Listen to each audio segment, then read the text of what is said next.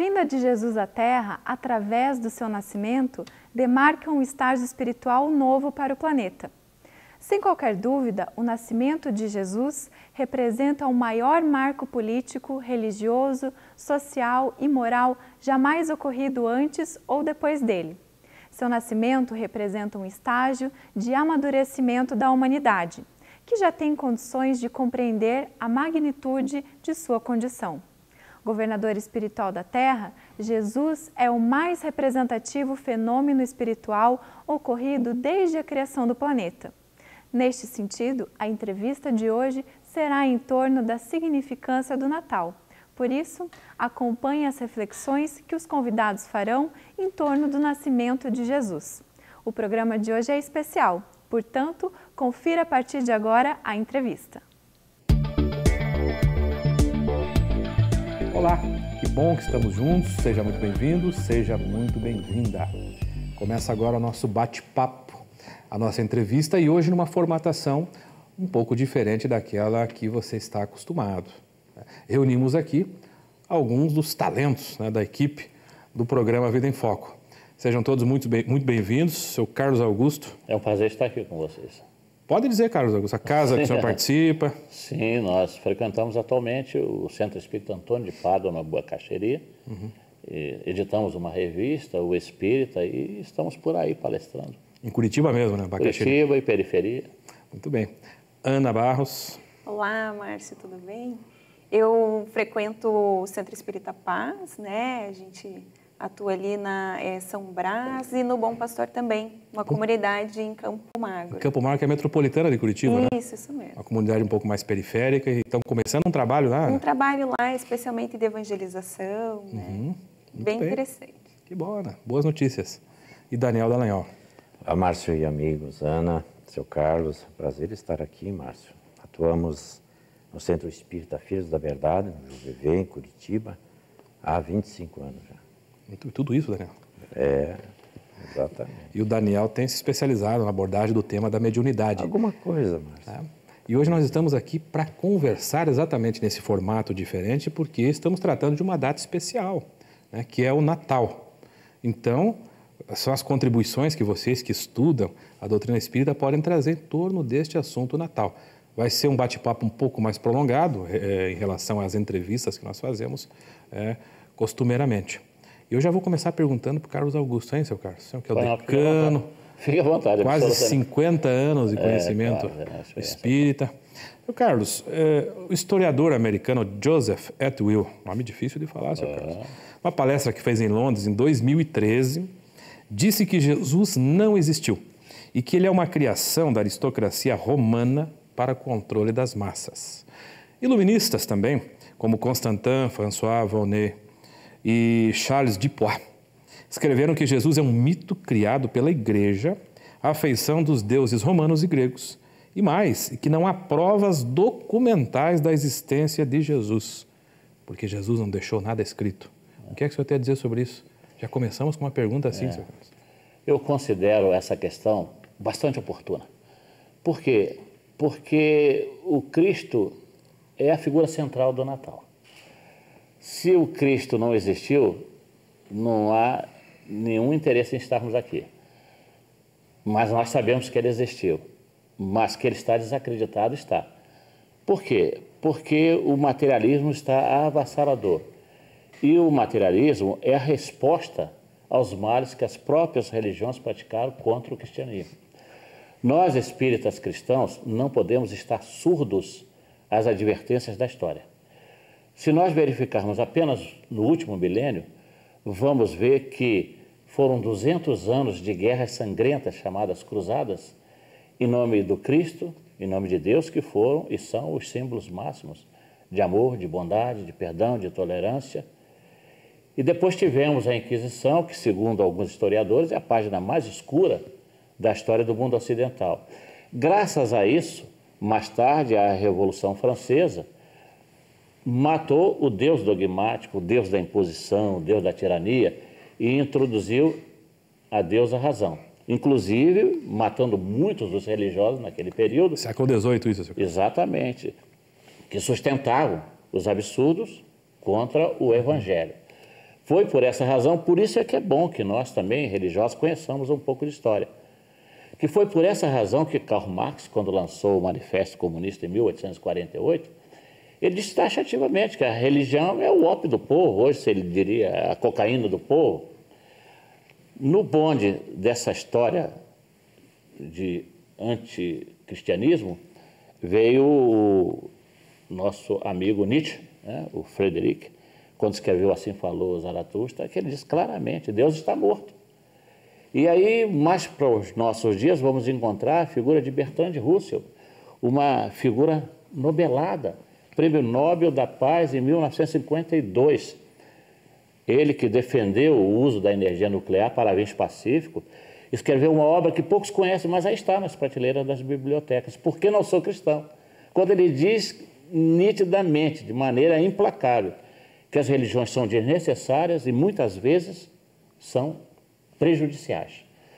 Recentemente, um filósofo francês chamado Michel Onfray escreveu a teologia do cristianismo e ele afirma nitidamente, claramente, que nós devemos procurar a satisfação do corpo, é o prazer, desde que haja algum nível de respeito, ele chama de hedonismo ético. Sim. E ele diz que Deus está morto, Deus está absolutamente sem sentido, está ultrapassado.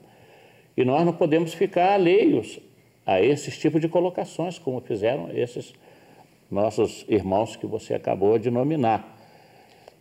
Por exemplo, os iluministas, dizem os historiadores, que foram anticristãos, que negaram a existência do Cristo. Não. Quem conhece a história sabe que eles não negaram a existência do Cristo, e muito menos foram ateus. Eles não aceitaram o Cristo das religiões dominantes. Eles não aceitaram o Deus dogmático, o Deus teológico. Tanto que Voltaire, quando foi acusado de materialista, de ateu, ele disse claramente, para quem quisesse ouvir, está na história, eu não creio no Deus que vocês criaram, eu creio no Deus que me criou. Isso é muito bonito, é muito expressivo, é muito representativo, e é a prova de que realmente há uma confusão muito grande. Eu estou me estendendo um pouco, mas é importante que a gente lembre que João Evangelista foi um médium vidente extraordinário. O Apocalipse é uma prova testemunhal disso. E ele, já na primeira epístola dele, no capítulo 4, ele chamou atenção para esses fatos. Ele viu uma quantidade imensa de espíritos já atuando sobre a mente coletiva do cristianismo nascente. Ele disse, estejamos atentos porque as falanges do anticristo já estão agindo. Naquele século, ainda não havia terminado o primeiro. E ele disse claramente que as falanges do anticristo já estavam agindo, reproduzindo o pensamento paulino quando nos falou que nós estamos cercados por nuvens de testemunha. E reproduzindo mais ainda o sentimento que Lucas expressou no seu capítulo 2, quando disse que o Cristo seria alvo de contradição. E nós estamos vendo isso nitidamente, com essas negações e com essas flagelações morais a que o Cristo está sendo submetido. Quem assistiu, por exemplo, A Última Tentação de Cristo, um filme recentemente passado, de Martin Scorsese, um dos mais conceituados diretores da cinematografia internacional, ele coloca o Cristo como amante de Maria Madalena, depois separou-se, casou, traiu a esposa, teve filhos, era um bebedor de vinho nas tabernas daquela época, gaguejava, não tinha convicção da sua ideologia, do que ele pregava, e a gente pergunta, de onde é que eles tiraram isso? Como foi possível ele escrever esses textos para esse filme? Há pouco tempo eu vi na revista Época uma entrevista de um escritor americano chamado Chris Bennett. Ele escreveu um livro, deu uma reportagem para uma revista High Times nos Estados Unidos, onde ele afirma textualmente que Jesus era um espertalhão, que não foi o que nós pensamos, não é esse mestre dos milagres, porque simplesmente ele descobriu que Jesus, na sua malandragem, fazia as curas misturando maconha com azeite. E tem seguidores no mundo inteiro. E ninguém pergunta, se isso é verdade, por que nós não fechamos os hospitais? Por que nós não fechamos as escolas de medicina e vamos simplesmente distribuir vidrinhos com maconha e azeite, porque as maconhas e o azeite de hoje são muito melhor qualidade, não é mesmo? Ninguém pergunta. Então, esses tipos de falácia, de mentiras, vão ganhando vulto e chegamos à situação que nós chegamos, desmerecendo Cristo. Mas nós, como os cristãos espíritas, sabemos que o Cristo verdadeiramente existiu e que ainda hoje ninguém foi capaz de sequer rentear com ele em matéria como ele nos deixou no Evangelho, com a profundidade, com a beleza com que ele confeccionou essas maravilhas trazidas diretamente do céu. Seu Carlos, mas a gente perguntava ainda se o fato de não haver provas documentais, segundo supõem alguns pesquisadores, não leva as pessoas a esse tipo de descrença. Exato, isso é uma outra falácia, porque as pessoas não descem mais profundamente as questões. Porque antigamente era muito difícil de se escrever. O Cristo, na sua genialidade, ele tinha na antevisão do tempo que ele era possuído pelo poder extraordinário que ele trazia, que ele não precisava escrever, porque os outros escreveriam. Foi para isso que ele constituiu um colégio apostólico. E se for por aí, a gente tem que desacreditar também de Sócrates, porque sabemos que Sócrates não deixou absolutamente nada. Quem escreveu a respeito dele foi Platão e os outros discípulos. Portanto, isso não justifica em absoluto. Entendi. Muito bem. Agora é uma aula, né? Sem dúvida. A gente fica aqui. Beber dessa fonte. Tem que ficar ouvindo. Márcio, colaborando com essa ideia do seu caso, esse pensamento, é muito importante que se diga que a tradição judaica é oral, ela não é escrita, né? Então, era através da oralidade que se construiu todo o pensamento teológico e o pensamento do Cristo, depois, efetivamente, escrito pelos evangelistas. Mas toda a tradição, ela é oral, ela era transmitida pela oralidade. Então, a presença de Jesus, ela não precisava ser materializada, né? Daniel, já que você tocou na tradição judaica, né? Por que os judeus não aceitaram Jesus? O que houve? Longe de querer... É um judeu, né? Nasceu ali. Fazer todo o escrutínio, né, da história do Cristo, que é uma história que não cabe na literatura, porque Jesus é muito maior do que a própria história. Aliás, ele fendeu a história antes e depois dele, né? Mas, a par daquilo que o seu Carlos trouxe, quem sabe a gente possa alinhar um pensamento, Márcio e amigos, no seguinte sentido. A presença de Jesus na Terra não interessa aos que lhe são contrários. Isso. Porque a proposta de Jesus, ela está centrada num princípio de moralidade. Os que destoam desse princípio, naturalmente, tentam desconsiderar a sua proposta. E aí nós vemos esses absurdos que o seu Carlos trouxe, notadamente, mas em linhas gerais, né? Há outros tantos, né? E Jesus inaugura na face da Terra uma ideia nova, uma ideia não de exclusão, mas uma ideia de inclusão. A sua proposta é uma proposta inclusiva, né? Entendi. Ana, você concorda que a proposta de Jesus é uma proposta de incluir mesmo? É uma proposta de incluir porque... na época, ele trouxe para perto de si e se acercou daqueles que eram excluídos na sociedade, né? Então, as mulheres solitárias, né? As mulheres consideradas adultas não casadas, consideradas de má vida, né? Os doentes graves, os aleijados, né? Então, essas pessoas, elas eram excluídas da sociedade e como, né, muitas vezes até hoje o são em alguns países mais ainda, mas Jesus trouxe para perto de si, né? Então, assim, Jesus trazia uma proposta diferente daquela que era a reinante na sociedade e, claro, que quem está no poder sente uma ameaça, né? Então, viam Jesus como uma pessoa que era um risco permanente, trazendo a revolta, né? Então, assim, e com medo de abalar as estruturas, como de fato as doutrinas dele eram diferentes, né? Eu vou propor o seguinte, que a gente faça um intervalo, porque eu tenho mais perguntas. Vocês aceitam? Sim, a gente faz um intervalo e já volta. Tem perguntas boas, até entender o que Jesus significa, porque nós estamos exatamente nesse período de comemoração da presença e da significação dele para o mundo ocidental e até oriental. Fazemos um intervalo, já voltamos, fique conosco.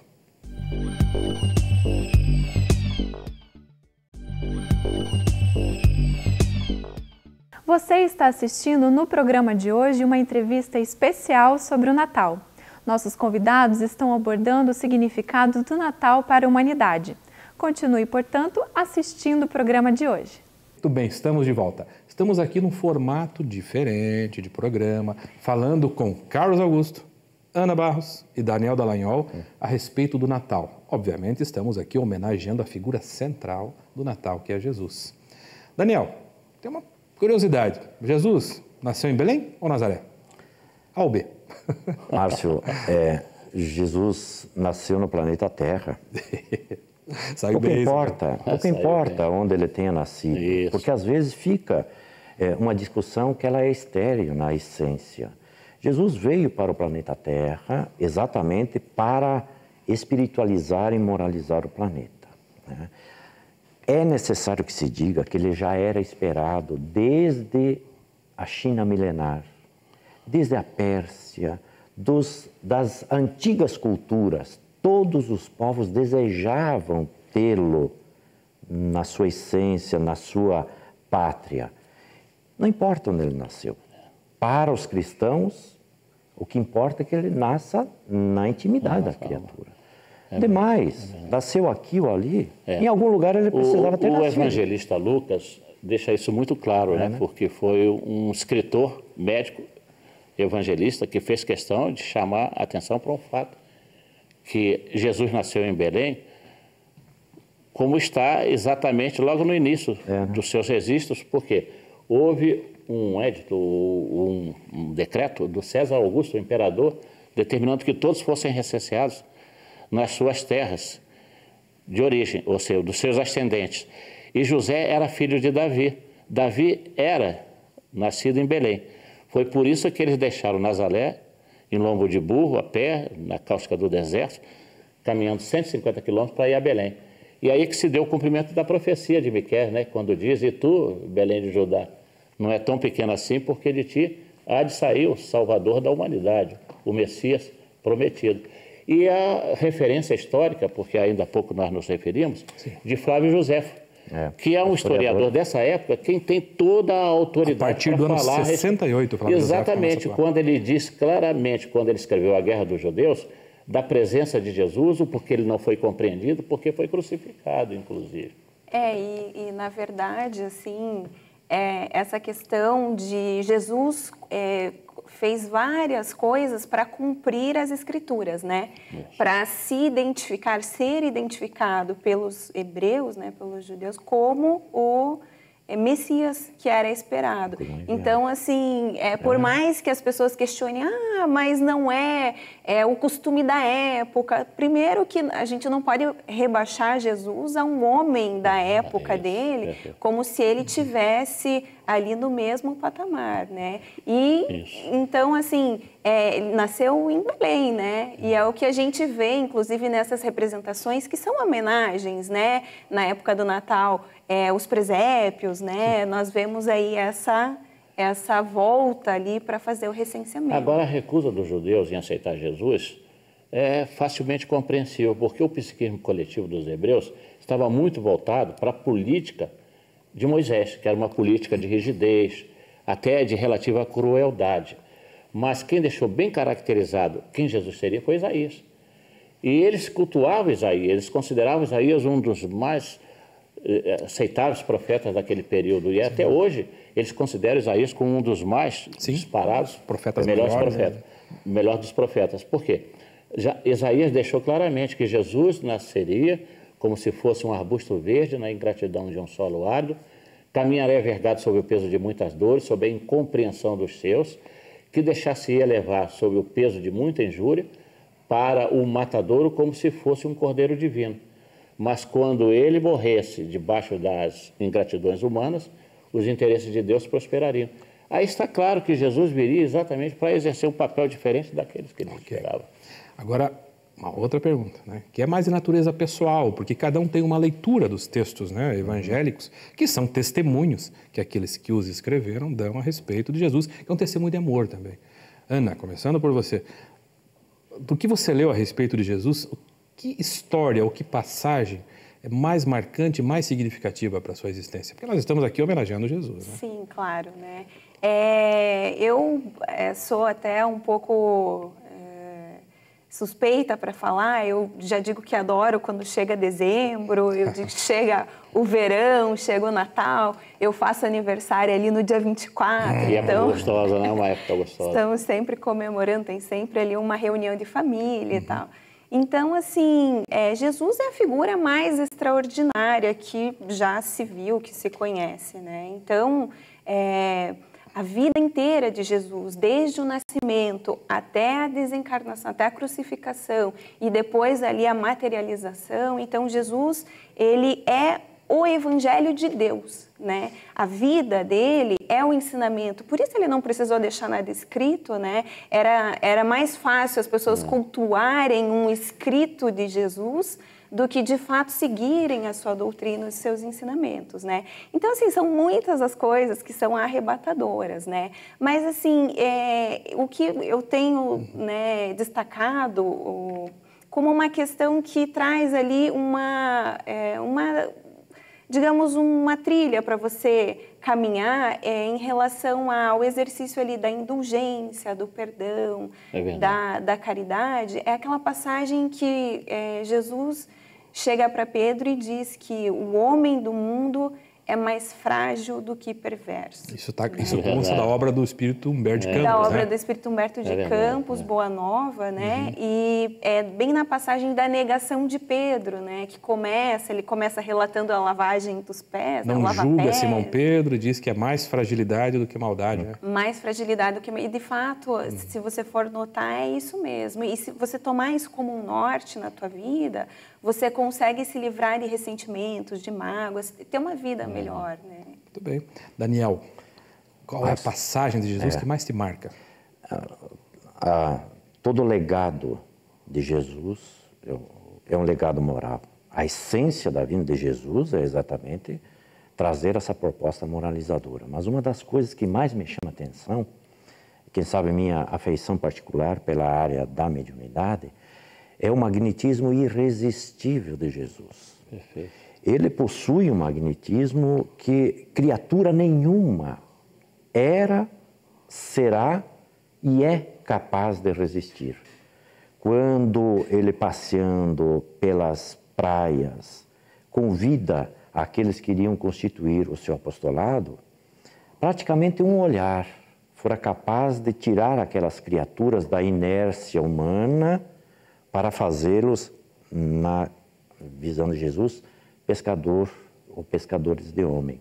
Então, esse magnetismo que criatura nenhuma é capaz de resistir. Por isso que é, de certa forma, incompreensível as criações perturbadas que certas criaturas fazem a partir dessa ideia de Jesus. Ele não é nada disso. Ele é uma criatura que, segundo a ótica espiritual, pelas mãos do Cristo é que foi formado, nasceu o planeta Terra. Então, nós estamos falando de um espírito de uma capacidade e de uma dimensão excepcional. Então, não pode ser ele um revolucionário, uma criatura que pode ser comparada a um homem comum, né? Então, nós precisamos sair deste viés e olhar ele efetivamente como sendo um médium de Deus. Carlos Augusto, o que na vida, na epopeia do Cristo marca? Eu acho que a vida do Cristo está eivada de momentos emocionantes e belíssimos. Sem dúvida. O ressurgimento dele nas bodas de Caná, as materializações do Tabor, o sermão da montanha. Mas eu considero uma das lições mais expressivas a humildade. Porque o poder demonstrado pelo Cristo faria dele facilmente na terra um rei poderoso, um príncipe garboso, um general com toda a força, um imperador de qualquer natureza, um ditador, mas ele fez a opção por nascer na manjedoura. Apenas com o testemunho de animais que comiam e ruminavam indiferentes à própria sorte da humanidade. Essa é que mais marca o senhor? Que é, né? Se pensar bem. E com relação a essa questão de nascer, aproveitando um tempinho, eu digo verdadeiramente que Jesus nasceu não preocupando com o local, com Belém ou Nazaré. Ele nasceu na alma de cada um que se converteu ao seu amor, né? Se a gente perguntar a Bartimeu, foi quando devolveu a luz dos seus olhos. Quando perguntar a Maria, foi quando era naquela tarde, Jesus a trouxe de volta à vida, né? Quando perguntar a Lázaro, foi aquele momento que Jesus o tirou do estado catalético, trata-dias. A Paulo, Exatamente, a Paulo foi a conversão na estrada de Damasco. A mim, particularmente, foi no dia 20 de julho de 1966, quando eu conheci o Cristo na versão do Espiritismo. Muito bem. Considerando aquilo que Allan Kardec registra no Livro dos Espíritos, Jesus é o nosso modelo, o tipo mais perfeito. 1 minuto para cada um, mais ou menos, né? Qual deveria ser a comemoração ideal? Como, de forma ideal, homenagear Jesus nesse período natalino? Começando com o Daniel. Ok. Márcio, cada um tem a dimensão do que seja o nascimento de Jesus, né? Tanto materialmente, no aspecto exterior, mas fundamentalmente naquilo que ele representa interiormente. Cada um tem as suas experiências, as suas construções, né? E as suas experiências relativamente à presença de Jesus na sua intimidade. Não há como conceituar, porque se nós dissermos que serve isso para o outro, pode não servir. Naturalmente, que cada criatura, a partir do seu crescimento, ele dimensiona Jesus, né, de acordo com a sua capacidade de compreensão. Mas o nascimento de Jesus, ele é comemorado na medida em que no dia a dia você transfere ele da literalidade do texto do Evangelho, que é notável do seu ponto de vista do ensino, mas a vivência é que efetivamente dá conta do que você realmente compreende seja Jesus para você. Então, cada um faz a sua construção. Aninha, como é que você homenageia Jesus nessa data especial? Olha, a gente, nessa data especialmente, busca, assim, não deixar passar em branco, né? Procuramos, claro, sempre ler o Evangelho, né? Apesar de fazer o Evangelho no lar durante o ano todo, mas nessa época com esse sentimento especial de fazer uma reflexão também do que passou no ano, do que nós vivemos, do que podemos programar para ali para frente, né? Mas buscando ali a reunião com a família, a ligação com Deus, a oração, né? E eu acho que é uma época que assim vale a gente falar que parece que Jesus está, não é que Jesus está mais próximo de nós nos aproximamos mais de Jesus. E é uma época oportuna também para aquelas pessoas que eventualmente estão ali com algum familiar com quem não estão falando, né, que tiveram alguma querela, né?